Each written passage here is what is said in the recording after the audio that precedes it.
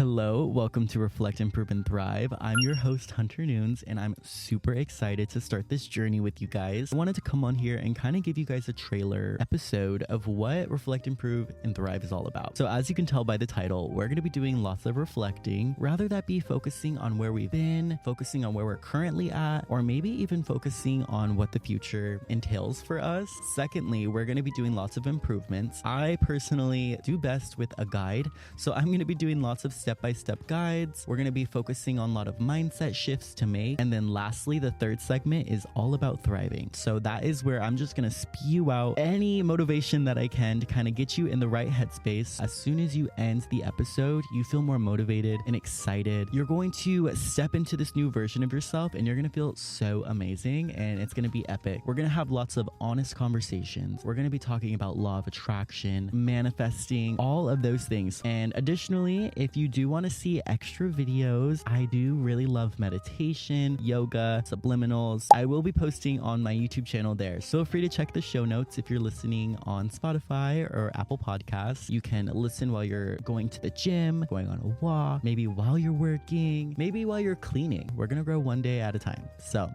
if you're in it, make sure you follow and I will see you guys in our first episode. And the journey starts now.